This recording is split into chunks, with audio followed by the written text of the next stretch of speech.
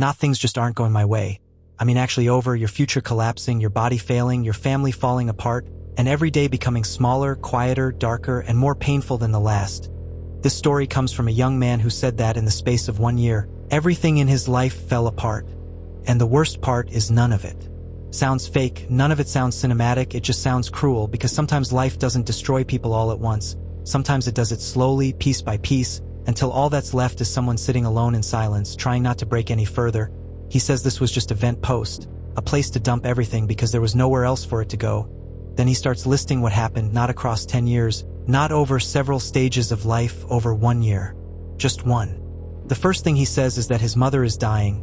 She has stage 4 breast cancer, and it spread to her brain and liver at 23, while most people are still trying to figure out work, relationships, money, and the future. He is watching his mother slowly disappear in front of him. That alone would break most people, but for him, that was only the beginning. During that same year, he says he played music too loud for about an hour, just an hour. That's what makes this feel especially horrifying, because an hour sounds so ordinary, so harmless, the kind of thing millions of people do without thinking. But according to him, that 1 hour changed his life. After that, he developed severe ear problems. The worst of them was something called noxicusis, a rare, incurable, progressive condition where normal sounds are no longer normal. Footsteps, voices, doors opening, wind, digital audio, even breathing through his own nose, everything is too loud. Not irritating, not merely uncomfortable. Painful. The kind of pain that makes ordinary life feel impossible. He says he has to wear hearing protection everywhere. He can't talk normally. He can't do basic things. He can't be around sound without risking things getting worse. Think about that. Most of us live inside sound without even noticing it. Traffic, dishes in the sink, a chair scraping the floor, water running, a cough in the next room. Now imagine every one of those things feels like an attack. Everyday life becomes hostile. Your home becomes hostile. Even your own body becomes hostile. And then it got worse. He says tinnitus came with it, not just a little ringing after a loud concert. He describes 5 to 10 different sounds in his head all the time. Screeching, buzzing, ringing, day and night, 24 hours a day, no off switch, no silence. No peace. So now he lives with 2 kinds of noise at once. The outside world is too loud to tolerate, and the inside of his own head is too loud to escape. That's what makes it terrifying. When pain comes from outside, you can go home. When stress comes from people, you can leave the room. But when the sound is inside your own head, where do you go?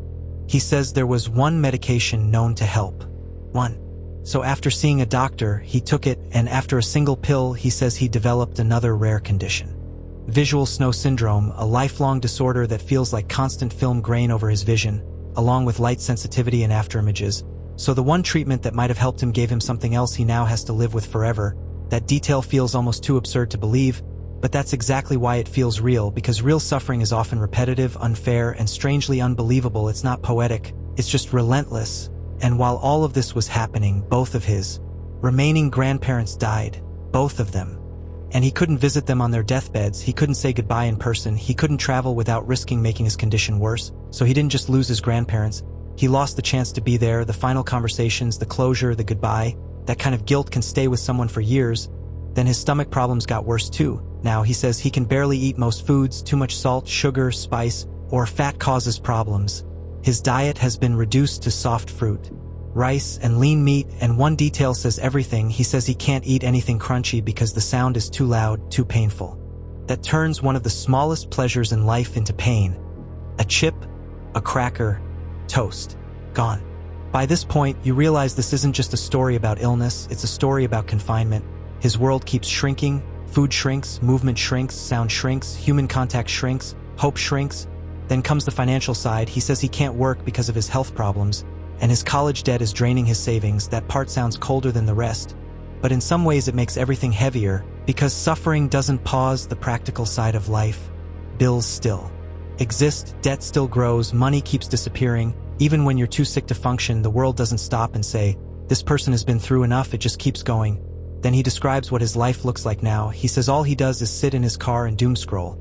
Not because he wants to, because his house is too loud. Think about that. Home is supposed to be the place where you recover, where you rest, where you hide from the world. But for him, even that is unbearable. He gives one example.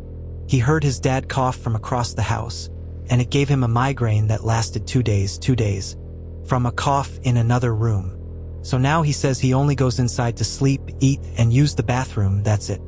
He can't talk to friends or family unless it's through text. He can't enjoy his hobbies. He can't easily go to doctors. He can't even bathe without pain because everything is too loud.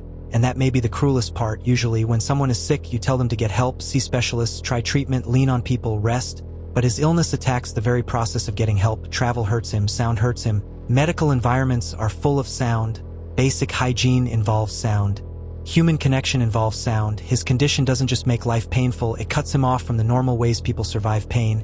By the end of his post, there's almost nothing left besides waiting in silence, waiting in fear, waiting and hoping for recovery. Even though he thinks recovery is unlikely, and after all of that, his dying mother, the rare ear condition, the tinnitus, the failed medication, the visual disorder, the dead grandparents, the restricted diet, the debt, the isolation, the pain, he ends it with, "So yeah, that's it." No dramatic conclusion, no big speech, no plea for attention. Just, "So yeah." And somehow that makes it worse because when people are truly overwhelmed, they stop trying to make it sound meaningful. They stop shaping it into something neat or inspiring. They just drop it in front of you and step back as if to say, "Here, this is what's left of me, I don't know what else to call it." What makes this story linger is not only how tragic it is, but how claustrophobic it feels. At 23, life is supposed to be opening up. More freedom, more movement, more possibility. For him, the opposite happened. His life didn't expand into adulthood. It collapsed into a tiny, painful routine. A car, a phone, silence, text messages, rice, fruit, hearing protection, fear. And somewhere in the middle of that, his mother is dying. There's no clean lesson here, no satisfying moral, no neat resolution. Sometimes a story doesn't arrive with a point. Sometimes it arrives as evidence. Evidence that bad luck can stack higher than seems possible. Evidence that rare conditions happen to real people. Evidence that some people are carrying a life so isolating and so heavy that most of us wouldn't even know how to describe it.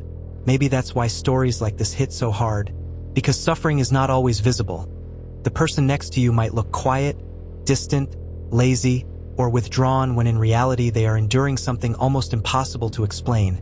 And maybe the most haunting part is how ordinary he sounds while describing a life that has become almost unrecognizable.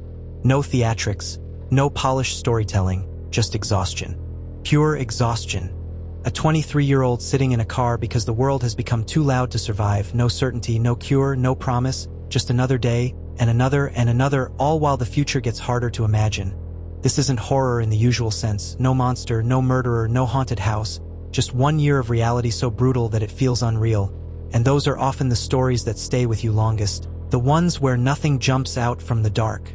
Because the dark was already there the whole time.